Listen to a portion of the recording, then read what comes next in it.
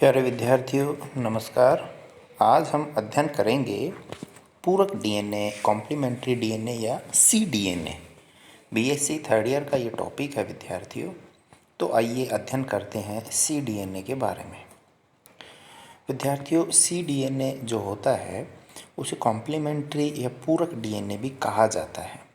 cDNA का निर्माण mRNA अणु को टेम्पलेट के रूप में प्रयुक्त करके रिवर्स ट्रांसक्रिप्टेज नामक एंजाइम की सहायता से मुक्त 3OH समूह वाले प्राइमर पर किया जाता है। विद्यार्थियों ट्रांसक्रिप्शन या अनुलेखन वह प्रक्रिया होती है जिसमें डीएनए से आरएनए का निर्माण होता है और यह कार्य ट्रांसक्रिप्टेज नामक एंजाइम की सहायता से होता है। लेकिन जब आरएनए से डीएनए का निर्माण होता है तो उसे रिवर्स ट्रांसक्रिप्शन कहते हैं और इस एंजाइम को रिवर्स ट्रांसक्रिप्टेज कहते हैं। तो आपके समझ में आ गया होगा कि जब एमआरएनए से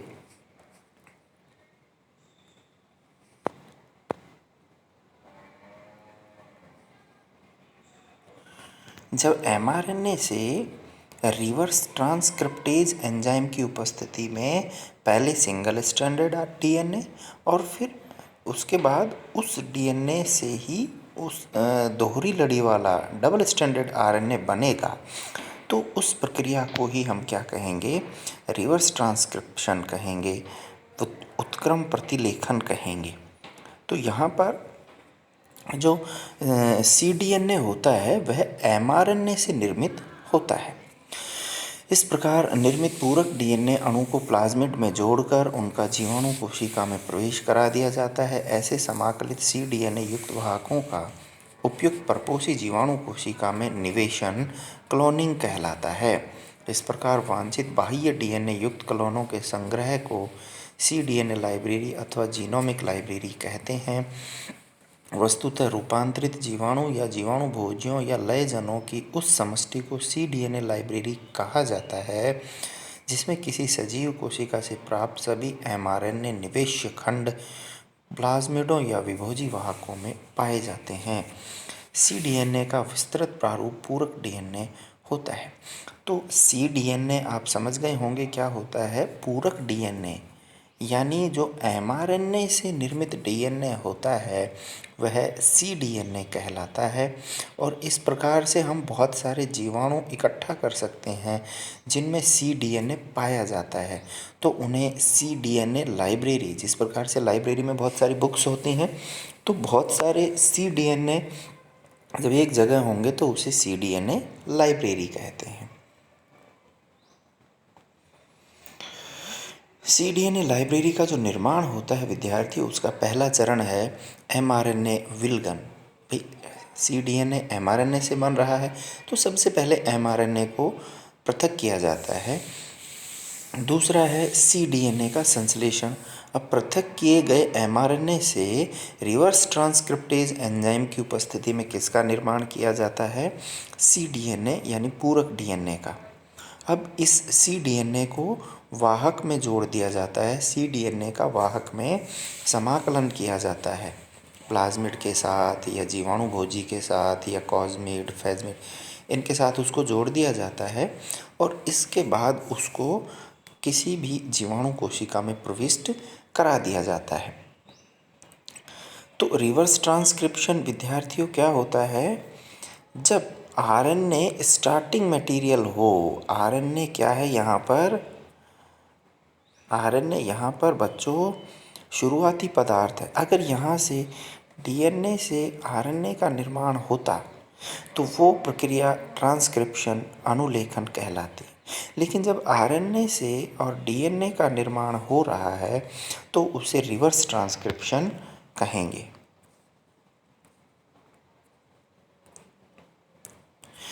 और cDNA लाइब्रेरी का निर्माण क्या होगा, सबसे पहले किसी ऊतक से या किसी सेल से आरएनए निकाला जाएगा। उस आरएनए से रिवर्स ट्रांसक्रिप्शन के द्वारा cDNA बन गया। इसको वाहक के साथ जोड़ दिया और उस जुड़े हुए वाहक को किसी जीवाणु कोशिका में प्रवेश करा दिया और उसके बाद डीएनए का आइसोलेशन कर लिया। तो इस प्रकार से cDNA लाइब्रेरी का निर्माण होता है। cDNA का निर्माण कैसे होता है? इसमें एक mRNA होता है जिसमें पॉली ए टेल होती है और पॉली टी प्राइमर होता है। इन mRNA को रिवर्स ट्रांसक्रिप्टेज एंजाइम के द्वारा ये सिंगल स्ट्रैंडेड DNA बन गया। अब इस सिंगल स्ट्रैंडेड DNA को पॉलीमरेज एंजाइम से क्रिया कराएंगे तो यह सिंगल स्ट्रैंडेड जो है वह डबल स्ट्रैंडेड DNA बन जाता है।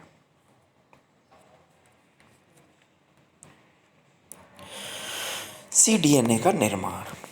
तो इस प्रक्रिया में सर्वप्रथम mRNA अणु को टेम्पलेट या सांचे के रूप में प्रयुक्त करके इसकी DNA प्रति या पूरक DNA प्राप्त कर लिया जाता है। यानी पूरक DNA या cDNA कैसे बनेगा?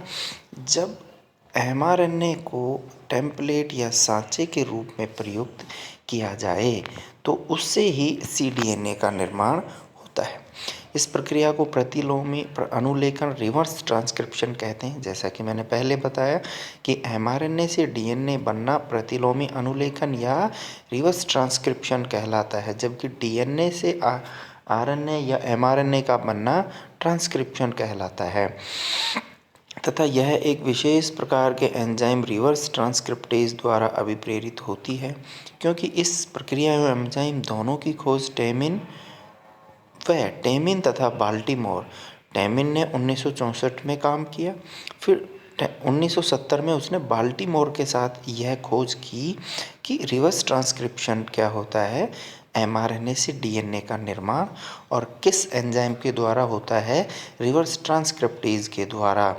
इसलिए टेमिन के सम्मान में प्रतिलोमी अनुलेखन या रिवर्स ट्रांसक्रिप्शन जो है इसको टेमिनिज्म भी कहा जाता है। टेमिनिज्म किसे कहा जाएगा? Reverse transcription. जब mRNA से DNA का निर्माण होता है तो यह प्रक्रिया टेमिनिज्म कहलाती है विद्यार्थियों। इसमें कार्यशील रिवर्स ट्रांसक्रिप्टेज एंजाइम भी DNA पॉलीमरेज के समान ही कार्य करता है एवं इसके लिए भी स्वतंत्र 3OH समूह वाला प्राइमर अति आवश्यक है। यूकैरियोटिक mRNA में क्योंकि 3 पॉली ए पूंछ मौजूद होती है, इसलिए इससे cDNA संश्लेषण करते समय पॉली टी ओलिगोन्यूक्लियोटाइड का उपयोग प्राइमर के रूप में किया जाता है।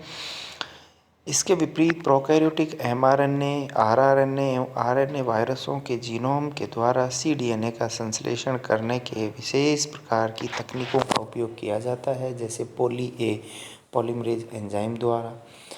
इसके 3' छोर पर पॉली ए द्वारा पुच्छ का निर्माण किया जाता है, जिससे ये यूकैरियोटिक mRNA के समान हो जाते हैं। साथ ही यदि वांछित mRNA के 3D छोर का क्षार क्रम ज्ञात हो तो उसके पूरक न्यूक्लियोटाइड का उपयोग प्राइमर के रूप में किया जाता है। तो कहने का मतलब ये है कि mRNA को एक प्राइमर के रूप में, सांचे के रूप में उपयोग करके cDNA का निर्माण किया जाता है। अब अगले चरण में उपयुक्त ओलिगोन्यूक्लियोटाइड प्राइमर का एनीलिंग या पूरक युग्मन mRNA से कराया जाता है, जिसके परिणाम स्वरूप यह mRNA के 3' छोर पर क्षारक युग्मन करता है। इसके बाद रिवर्स ट्रांसक्रिप्टेज एंजाइम अब इस प्राइमर के 3' का उपयोग करके mRNA के पूरक DNA यानी cDNA रज्जु का संश्लेषण करता है। इसके परिणाम स्वरूप RNA DNA के संकर अणु या रज्जुओं का निर्माण करता है। इन संकर अणुओं की उपस्थिति RNA सूत्र या पाचन RNA एंजाइम या क्षारीय जल अपघटन प्रक्रिया द्वारा किया जाता है।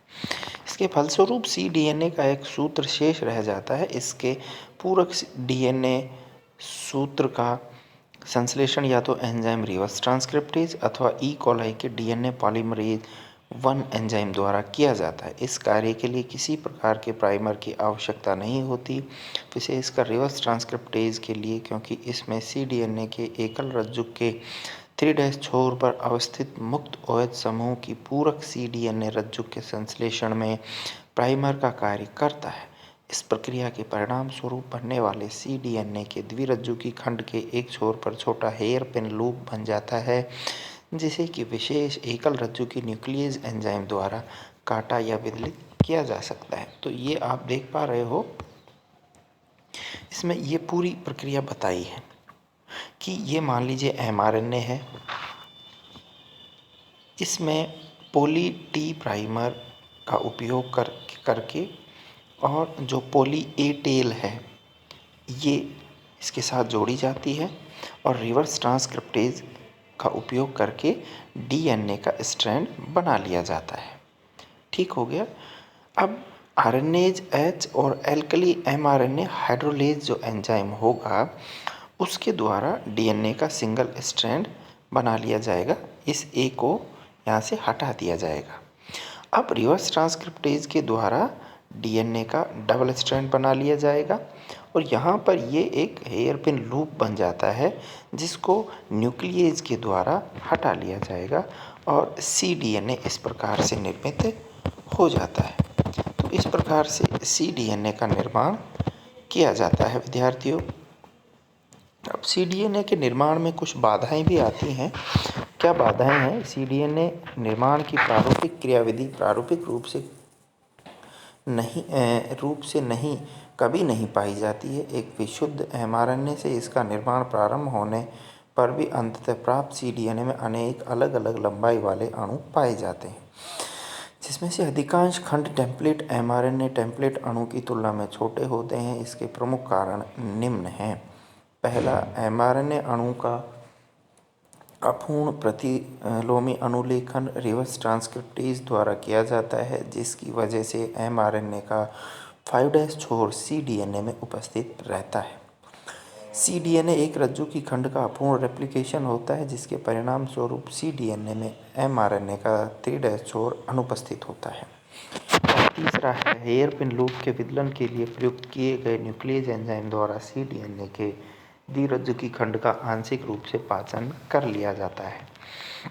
उपरोक्त समस्या एवं इनके कारणों के निवारण के लिए विशेष प्रकार की व्यवस्थाओं को विकसित किया गया, जैसे mRNA द्वारा अपूर्ण प्रतिलोमी अनुलेखन को रोकने के लिए mRNA अणुओं को विशेष रूप से डिजाइन किए गए ई कोलाई वाहक के साथ जोड़ दिया जाता है तथा इस वाहक के साथ ही cDNA निर्माण की संपूर्ण प्रक्रिया संपादित की जाती है।